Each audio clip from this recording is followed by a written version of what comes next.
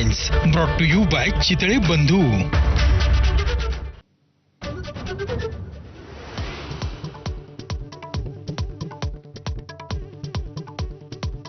महाराष्ट्रातून कर्नाटकला जाणाऱ्या बस फेऱ्या रद्द. परिवहन मंत्री प्रताप सरनाईकांचे आदेश.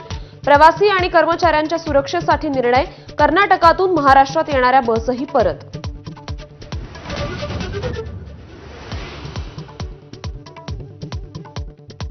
नैतिकता भाजप सरकारच्या आसपासही फिरकत नसल्याचा संजय राऊतांचा टोला. सीमा आंदोलनात शिंदेंचं नाव नसल्याचा राऊतांचा आरोप. तर मराठी लोकांवर कर्नाटकात होणारे हल्ले दुर्दैवी असल्याचं वक्तव्य.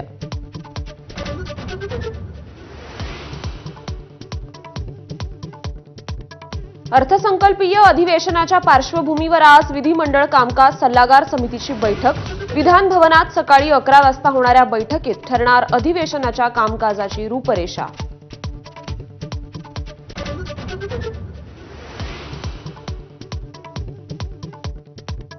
मराठी भाषिकांनी प्रयत्न केले तरच मराठी भाषा टिकेल. अखिल भारतीय साहित्य संमेलनाध्यक्षा तारा भवाळकरांचं मत. एबीपी माझाला एक्सक्लुझिव्ह मुलाखत. आज संमेलनाचा समारोप.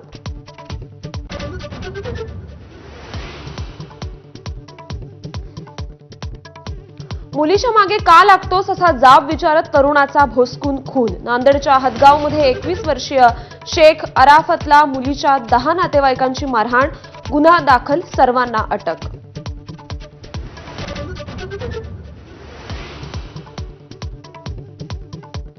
महाकुंभमेळ्याचा आज शेवटचा रविवार. प्रयागराजमध्ये भक्तांची अलोट गर्दी. आतापर्यंत 60 कोटी भाविकांचं स्नान. कुंभस्नानासाठी उरले केवळ 4 दिवस.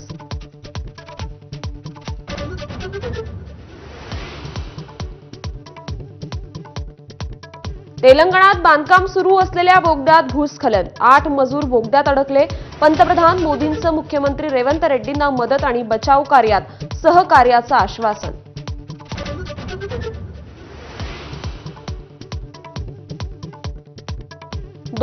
काय केंद्रानं 10,000 कोटी दिले तरी राष्ट्रीय शैक्षणिक धोरण स्वीकारणार नाही. तामिळनाडूचे मुख्यमंत्री के स्टॅलिन यांचा निर्धार. राष्ट्रीय धोरणाने तामिळ जनता 2000 वर्ष मागे जाण्याची भीती.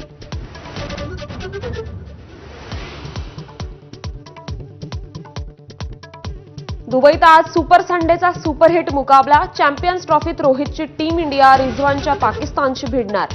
क्रिकेट प्रेमींची उत्सुकता शिगेला.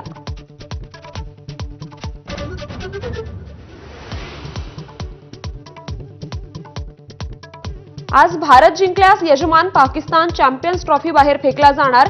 तर 2 विजयासह भारत सेमीफायनल गाठणार. Headlines brought to you by Chitale बंधू.